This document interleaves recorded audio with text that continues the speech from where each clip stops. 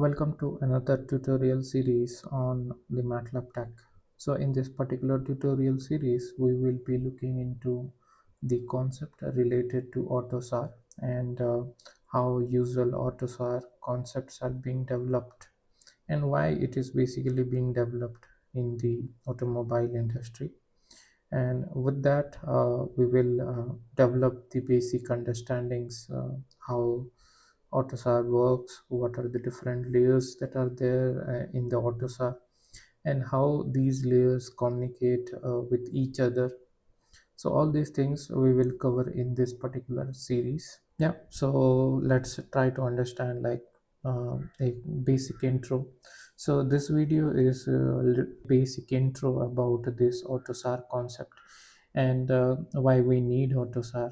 So all these things we will discuss in this particular video, and to understand and grab the concept in a conceptual manner in a detailed way, please stay till the end of the video so that you will clarify the understanding behind the concept that is used to develop AutoSAR. Consider you bought a new vehicle, right? So with that vehicle, you want to go on a long drive, right? And you want a good performance vehicle which has all the type of features, advanced features that are being active in this vehicle, and you want to go on a long ride and you feel like it is very smooth. There are multiple controllers that are available. There are multiple features that are available. Along with that, there is a lot of comfort with this particular car. But at the end, you figured it out, like there are multiple type of sensors that are already there, especially when you do discover, right? You have a airbag deployment system, and you will have adaptive cruise control system. So suppose you want to run your vehicle at a particular defined speed without your intervention, then in that case you can use adaptive cruise controls. Then you can use electric power steering. So usually what was happening in the old era is like you need to apply entire force to drive your vehicle to change the direction. So these are the things that are being handled with the help of this electric power steering. So you will also have seat positions control, you have hill hold control, you have battery management, you have driver alertness monitor, head up display. So all these things are working together with the entire car as a component. It is not like there is a glitch in one system and you are not able to operate the other system, right? So how these things work together, so that is the main concept behind the AutoSAR technology. And in this case, like, there are multiple suppliers, manufacturers, and chip designers are also involved. So how you can establish a sync between all these sensor designers or software developers, so that you can have a seamless vehicle, so that it will make the vehicle feel like the driver wants to drive more and more, right? So that is the concept behind the AutoSAR that solves the problem, right? So the main question over here is like how everything works all together so smooth, right? And what is the concept behind the same, like on what concept we usually develop these type of hardware softwares, so that it is like solving a major problem that we see. Because in car, if you see, there are many sensors, many actuators, many ECUs. So ECUs we will see later on, like when it comes, and there are many components also involved, communication networks also involved. So how these things works basically seamlessly. So first of all, we need to understand like where the position of the AutoSAR comes in. We see a vehicle, but we don't know where the AutoSAR is being used in the vehicle, right? So consider you have a vehicle. So this is the vehicle level, and in every vehicle you will have multiple ECUs. So ECUs are basically electronic control units. So these are basically controlling all the components that are present in the vehicle, and that is controlling the vehicle with the command from the driver. So driver does something, some signal goes inside the ECU, and ECU do process something, and then some signal comes out from the ECU. So basically this is a processing unit which helps you to control the vehicle in a seamless way, right? So there is definitely some connection or communication need to be there between ECUs. In a vehicle you will not have only one ECU, you will have multiple ECUs. So to design any vehicle you need a lot of ECUs, and every ECU will have a processor. Okay, some ECUs will have multi-core processor, and some ECU will have single core processor, but it will have a processor based on this processor. So this is the main brain of this ECU, which is basically a computer which controls all the inputs, outputs, and also the processing part. So this is the major part that is present inside this ECU, and inside the microcontroller that you see, or the microprocessor that you see inside the ECU, it will run basically different logics, and these logics are basically programs. So you need to develop multiple types of program which manipulates your input and output, all those things. So to do that you need multiple algorithms to run, and to process that you need logics to write in the C code or similar code. So basically C coding is being used because it is the most preferred language, and it also can interact with the hardware as it is a lower level language, right? So because of that you need to develop all these things in the C code mostly, and that is why the coding concept comes here and the programs concept come here. So you can write the program in your own way, but there is a defined methodology that you need to follow in developing the concept of the architecture or how your software communicates. So all these things need to be in a structured way. If it is not in a structured way, then while analyzing the codes, or while debugging, or while re-architecturing the code, it will be very difficult for you to implement the changes. Suppose if you want to implement some changes, right, in that case you need to go debug everything, analyze everything. Then it will be a very tedious task, and it will be a very time consuming task, and it will be very difficult to analyze all these things. So to solve all these problems, right, so you need to have a Autosar software development methodology. So this is basically called Autosar, like automotive open source software architecture.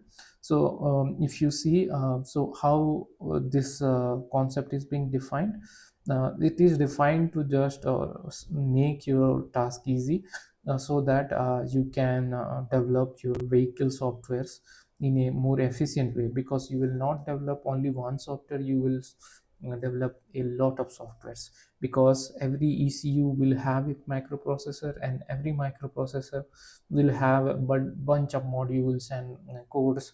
Those will be present inside the um, ECUs to operate it in a proper way.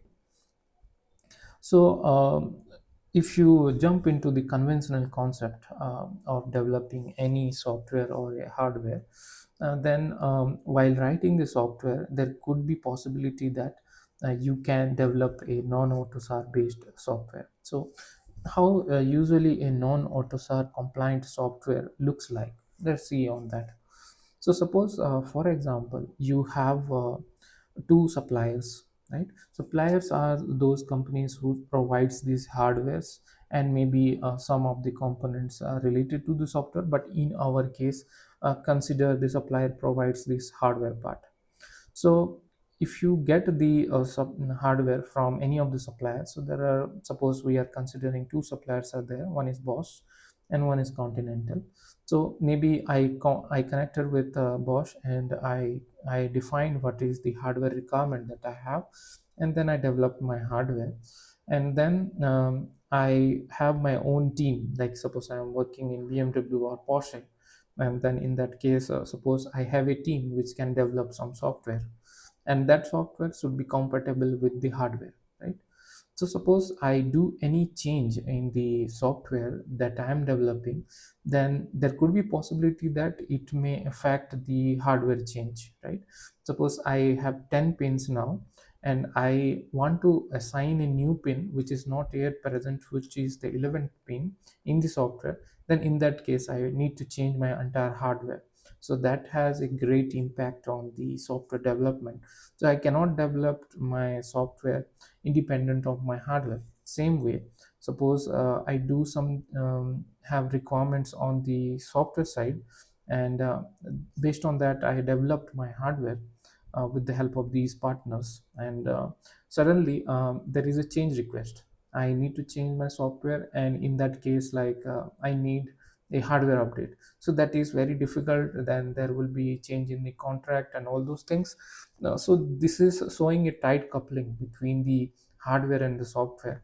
Because of this, like any change in the software could affect the change in the hardware, or any change in the hardware can affect the software change, right?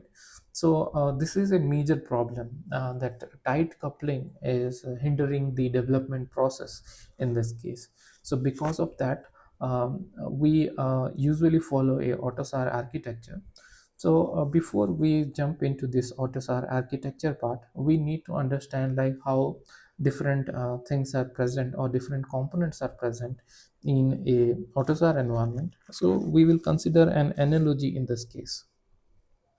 So consider this analogy, and in this analogy, what we can consider is like we have an office building, and this office building will have three floors, right?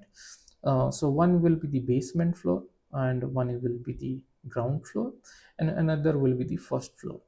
Okay, so based on this, suppose what the basement floor is meant to for, right?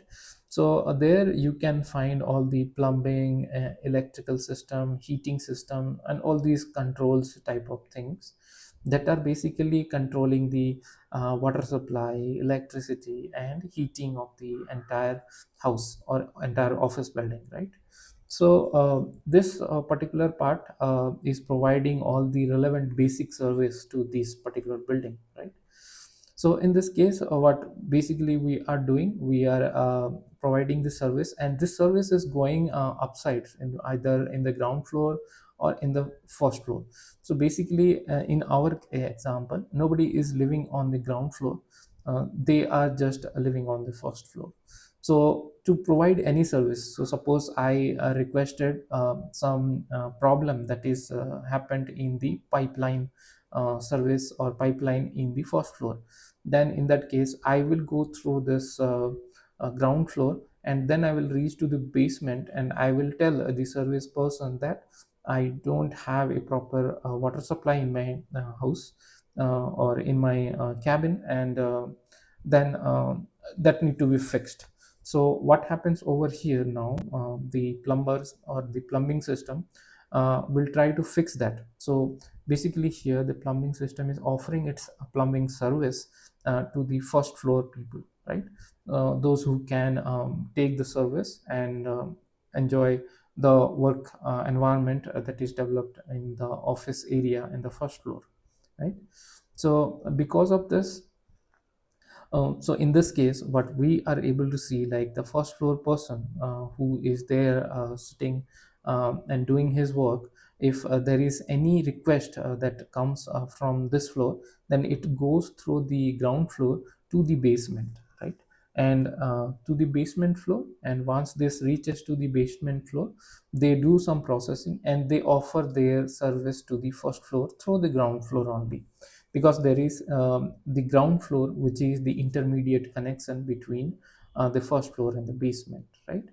Though this is a basic simple office example which you are able to see. Correspondingly, you will have the Autosar, right?